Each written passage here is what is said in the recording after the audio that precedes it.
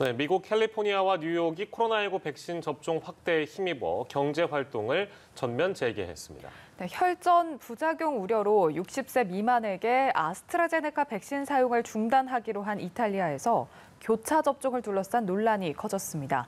밤사이 들어온 글로벌 뉴스 김지수 기자와 살펴보겠습니다. 어서 오십시오. 안녕하세요. 네, 캘리포니아와 뉴욕, 미국 서부 동부의 중심이라고 할 수 있겠죠. 근데 여기 이제 경제를 전면 재개했다고 하는데 일상으로 복귀가 거의 다 이루어졌다고 봐도 되겠네요. 네, 미국 캘리포니아주와 뉴욕주가 코로나19 방역 규제를 거의 다 풀고 경제 활동을 전면적으로 재개했습니다. 미국에서 가장 인구가 많은 캘리포니아주는 15일부터 기업과 상점의 수용 인원 제한과 마스크 착용과 같은 방역 규제를 대부분 해제했습니다. 캘리포니아주는 지난해 3월 미국 주정부 가운데 가장 먼저 주민들에게 자택 대피령을 내린 지 약 15개월 만입니다. 이에 따라 백신 접종을 마친 사람들은 대부분 실내외에서 마스크를 쓰지 않고 다닐 수 있게 됐습니다. 다만 대중교통수단, 병원, 학교 등에서는 여전히 마스크를 써야 합니다. 또 5천 명 이상 넘는 사람들이 모이는 대규모 실내 행사와 1만 명 이상이 참석하는 실외 행사는 여전히 방역 조치가 시행됩니다. 캘리포니아주가 경제 활동을 전면 재개한 데는 백신 접종률이 높기 때문입니다. 캘리포니아에서는 전체 주민 가운데 46%가 접종을 모두 마쳤고 59%는 최소한 한 번 접종했습니다. 뉴욕주도 규제를 대부분 해제했습니다.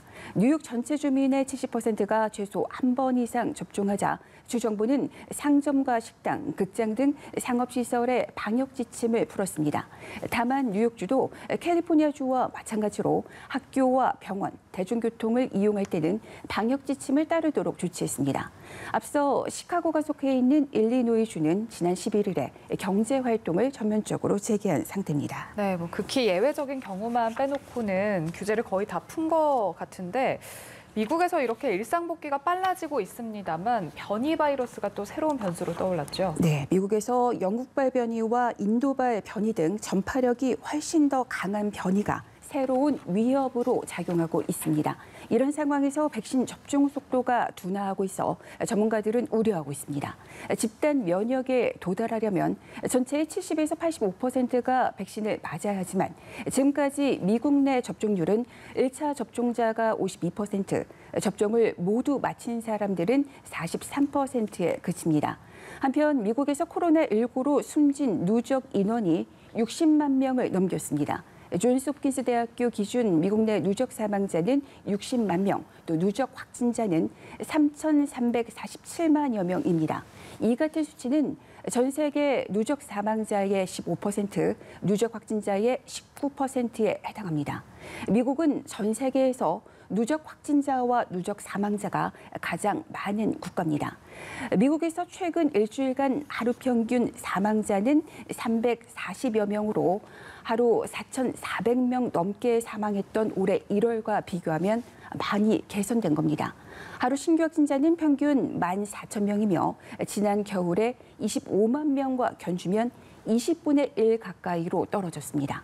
백신 접종이 확대되면서 확산세가 크게 수그러졌습니다. 예, 변이 바이러스가 변수이긴 합니다만 미국은 어쨌든 코로나19 피해가 점점 줄고 있는 건 사실인 것 같고요. 그리고 백신 소식을 좀 다뤄보면 이탈리아에서 백신 교차 접종을 둘러싸고 논란이라면서요? 네, 이탈리아에서는 최근 혈전 부작용 우려로 60세 미만에게서 아스트라제네카 백신 사용이 중단된 상태입니다. 앞서 아스트라제네카 백신을 맞은 18세 여성이 희귀 혈전증으로 사망한 데 따른 겁니다. 이에 따라 이미 1차로 아스트라제네카 백신을 맞은 60세 미만 성인은 선택의 여지 없이 Y나 모더나 등 다른 백신을 접종해야 하는 이른바 교차 접종을 해야 하는 상황입니다. 이탈리아 의약품 당국은 1차로 이 백신을 맞은 60세 미만 성인에게 교차 접종을 승인했습니다. 당국은 최근 발표된 임상 연구를 토대로 교차 접종이 항체 반응을 강화하고 면역을 유발하는 형태도 우수하다고 판단해 이런 결정을 내렸습니다. 상당수 전문가들도 교차 접종의 효능과 안전성에 긍정적인 입장입니다. 다만 교차 접종 연구가 부족해 현재로선 조심스럽게 접근해야 한다는 경계의 목소리도 있습니다. 이런 가운데 나폴리가 속한 캄파니아주가 안전성 검증이 제대로 이뤄지지 않았다며 교차 접종을 금지하겠다고 밝혀서 논란이 되고 있습니다. 이렇게 되면 1차로 아스트라제네카 백신에 접종한 이 지역 내 60세 이상은 예정대로 이 백신의 2차 접종이 가능하지만 60세 미만은 권고된 기한 내에 추가 접종을 할 수 없는 그런 상황에 놓이게 됐습니다. 네, 이번에는 오늘 열리는 미국의 바이든 대통령과 그리고 푸틴 러시아 대통령의 정상회담 소식입니다. 이 두 정상이 얼굴을 마주하기 전까지 기싸움을 계속 이어가 나갔는데 이날 회담은 어떻게 진행될 것으로 전망되고 있나요? 네, 두 정상은 스위스 제네바에서 만날 예정인데요. 회담장에 우선은 따로따로 등장할 예정입니다. 푸틴 러시아 대통령이 먼저 등장하고 조 바이든 대통령이 나중에 등장할 예정으로 상습적인 지각생 푸틴 대통령을 바이든 대통령이 기다리게 되는 상황을 막으려는 조치로 보입니다. 이어 미국과 러시아 외무장관을 대동한 미러 정상 간 소인수 회담에 이어지고 참모진이 합류하는 확대 회담이 진행될 예정입니다. 회담은 4시간에서 5시간 정도 진행될 것으로 미 고위 당국자는 밝혔습니다. 미러 정상은 식사를 같이 하지도 않고 단독 회담도 열지 않을 것으로 전해졌습니다. 회담이 끝나면 기자회견도 따로 진행합니다. 푸틴 대통령이 먼저 기자회견을 하고 바이든 대통령이 이어서 회견에 나서는 겁니다. 실언이 잦은 바이든 대통령의 특성상 공동회견의 형식이 푸틴 대통령에게 유리할 수 있다는 우려도 반영된 것으로 보입니다. 트럼프 전 대통령은 2018년 7월 푸틴 대통령과 공동회견을 하면서 푸틴을 두둔하는 듯한 발언을 했다가 거센 정치적 후폭풍을 맞기도 했습니다. 미국은 이번 회담에서 큰 결과를 기대하지는 않고 있습니다. 바이든 대통령이 미국의 이익을 침해하는 영역에서 푸틴 대통령에게 엄중 경고하고 협력을 탐색하는 정도의 회담의 초점이 맞춘다는 겁니다. 회담에서는 2026년 만료되는 신전략 무기 감축 협정과 러시아의 미 대선 개입 의혹, 또 연방정부 해킹 의혹, 러시아 야권 운동가 알렉세이 나발리의 탄압 문제 등이 거론될 것으로 현재 전해지고 있습니다. 네.